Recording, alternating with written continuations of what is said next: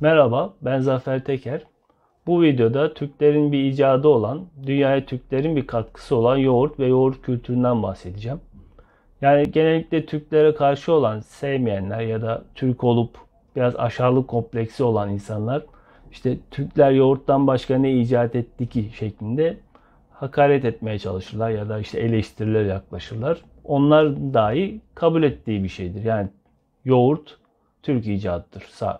Peki bu kanıya nasıl varılıyor? İşte dünya dillerinde çok büyük bölümünde çok birkaç istisna dili hariç yoğurt Türkçe sözcükten, Türkçe yoğurttan geliyor yoğurt sözcükleri. Zaten çoğunda yoğurt kültürü de tam yok. Yani bir Türklerden gelme ya da Türklerden bir topluma geçiyor. Ondan diğerine geçiyor. Yani sonuçta yoğurt kültürü ve yoğurt sözcüğü Türklerden yayılma. Bu istisna sözcükler birkaç da Arnavutça'da var. İşte Burma dili, Tamil dili, Çince, işte birkaç Afrika dili var yoğurt sözcüğün olmadığı. Ya da yoğurt sözcüğü başka bir sözcükle karşılandı. Onun dışındaki tüm dünya dillerinde yoğurt, Türkçe yoğurt. Bu evrensel bir dil, yani evrensel bir sözcük. İşte çay gibi, şeker gibi. Yani tüm dillerde aynı. Yoğurdun etimolojisi zaten bir kanıtı da yoğurt sözcüğünün, yoğurdun Türk icat olduğunun. Yoğurdun etimolojisi sadece Türkçe ile açıklanabiliyor. İşte yoğurmak sözcüğüne T eki geliyor, yoğurt oluyor. Yoğunlaştırmak, sözcüğü yoğun anlamında bir şey katılaştırmak anlamında ya da beyazlaştırmak aynı zamanda. Bu yani yoğurt sözcüğü de sadece Türkçe ile açıklanabiliyor. Diğer bir kanıtlardan biri de tüm Türk dillerinde yoğurt sözcüğünün olması ve tüm Türklerde yaygın tüketilmesi. Hatta herhangi bir Türk'ün köyüne giderseniz herhangi bir fark etmez yoğurdu görebilirsiniz. Yani yoğurt tüm Türklerde yaygın olarak yayılmış durumda. Sadece Türkiye'de değil. Yoğurdun Türk icadı olduğunu kanıtlayan bir özellik de yoğurt çevresinde oluşan Türk kültür. Yani işte yoğurda su katıp içecek yapmak, ayran, yani tek Türklerin yaptığı bir şey. Yani sadece Türkiye'de ya da Türklerin çevresinde olduğu yerlerde ayran biliniyor. İşte yoğurdu kurutup tarhana yapmak, çorba yapmak da yine Türklerin bildiği bir şey.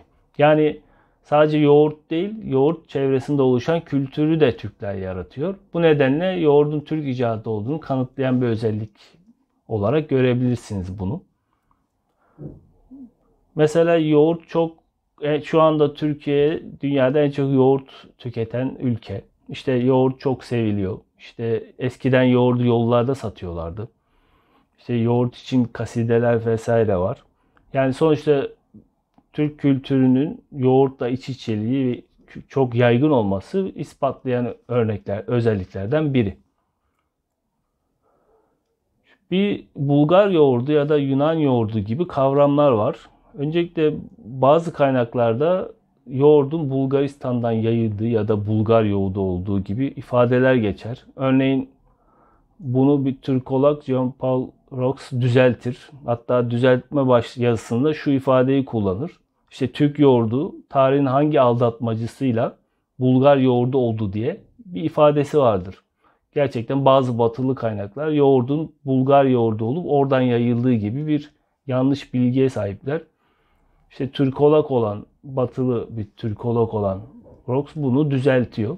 Yani bu zaten Türkologlar biliyorsunuz birçok yanlışı düzeltebiliyorlar. Özellikle batılı Türkologlar.